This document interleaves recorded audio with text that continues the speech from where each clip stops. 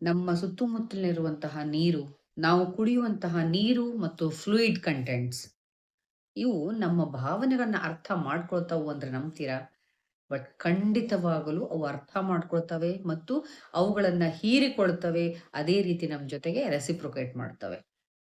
ನೋಡಿ, ನಮ್ಮ ಭಾವನೆಗಳನ್ನ ಬೇರೆಯವರು ಅರ್ಥ ಮಾಡ್ಕೊಳ್ತಾರೋ ಇಲ್ಲೋ ಗೊತ್ತಿಲ್ಲ. ಆದರೆ ನಾವು ಕುಡಿಯುವಂತಹ ನೀರು ಮಾತ್ರ 100% ಅವುಗಳನ್ನ ಹೀರಿಕೊಳ್ತವೆ. ಅಂದಮೇಲೆ ಅಂಥ ನೀರನ್ನ ಯಾವ ರೀತಿಯಾಗಿ ನಾವು ದೇಹಕ್ಕೆ ಉಪಯೋಗ ಆಗೋ ಥರ ನಾವು ಬ್ಯಾಲೆನ್ಸ್ ಮಾಡ್ಕೊಳ್ಬೇಕು. ಆ ನೀರಿನ ತತ್ವದ ಜೊತೆಗೆ ಯಾವ ರೀತಿಯಾಗಿ ಕಾಂಟ್ಯಾಕ್ಟ್ ಅಲ್ಲಿ ಇದ್ಕೊಂಡು ನಮ್ಮ ದೇಹದ ವಾಟರ್ ಎಲಿಮೆಂಟ್ ಅನ್ನ ಬ್ಯಾಲೆನ್ಸ್ ಮಾಡ್ಕೊಳ್ಬೇಕು ಅನ್ನೋದನ್ನ ನಾನು ಕ್ಲಿಯರ್ ಆಗಿ, ಡಿಟೇಲ್ ಆಗಿ ನನ್ನ ಯೂಟ್ಯೂಬ್ ಅಲ್ಲಿ ಒಂದು ವಿಡಿಯೋ ಮಾಡಿ ಹಾಕಿದ್ದೀನಿ. ಆ ವಿಡಿಯೋ ಲಿಂಕ್ ಅನ್ನ ಈ ಒಂದು ವಿಡಿಯೋದ ಮೇಲ್ಗಡೆ ಹಾಕಿರ್ತೀನಿ. ನೀವು ಆ ಲಿಂಕ್ ಓಪನ್ ಮಾಡ್ರಿ. ಆ ವಿಡಿಯೋನ ಕೊನೆಯವರೆಗೂ ನೋಡ್ರಿ.